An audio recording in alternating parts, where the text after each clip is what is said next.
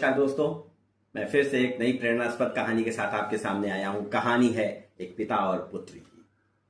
लेकिन जरा गौर से सुनिएगा, क्योंकि पिता और पुत्र तो सिर्फ किरदार है। वास्तव में यह कहानी है आपकी, यह कहानी है हमारी, यह कहानी है हमारे जीवन के संघर्षों की।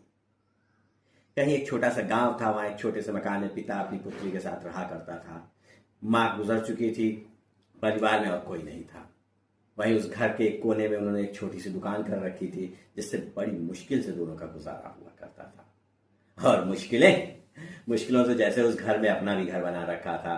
वे दोनों एक मुश्किल से आगे बढ़ते तो दूसरी से आगे बढ़ते तीसरी, ऐसे ही चल रहा था जिंदगी।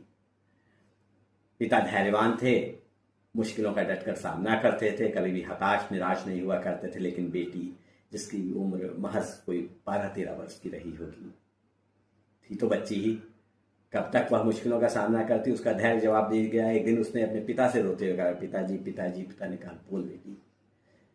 बेटी ने कहा, पिताजी क्या हम इस मुश्किल से कभी भी आगे नहीं निकल पाएंगे? क्या हमेशा हम इन मुश्किलों में ही घिरे रहेंगे? पिता ने यह सुना तो उसे बड़ा ही दुख हुआ।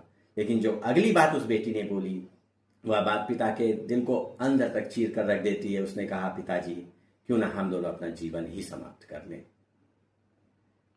यह बात यदि दुनिया की कोई भी बेटी अपने पिता से बोले तो उस पिता का वही हाल होता जो ऐसे समय में इस बेटी के पिता का हुआ।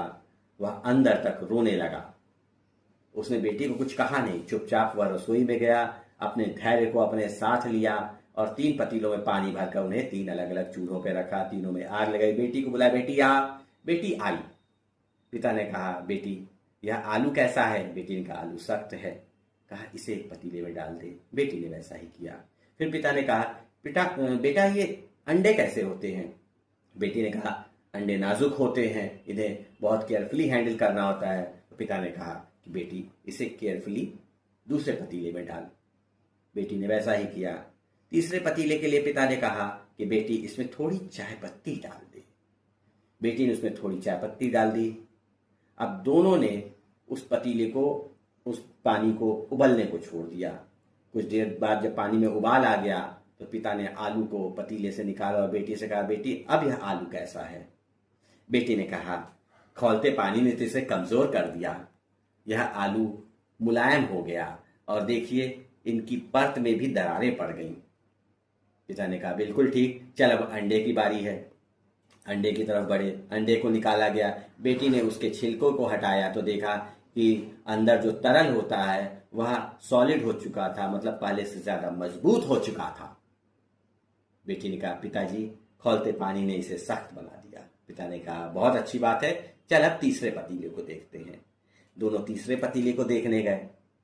उसमें तो पानी की रंगत ही बदल चुकी थी। जिस खौलते हुए पानी ने आलू को कमजोर कर दिया, अंडे को सख्त कर दिया, अब वह खौलता पानी पानी ही नहीं रह गया, वह एक आनंददायक पेय बन गया। ठीक वैसे ही दोस्तों, खौलते पानी रूपी मुश्किलें हम सब के जीवन में है। कौन है जिसके जीवन में मुश्किलें नहीं है?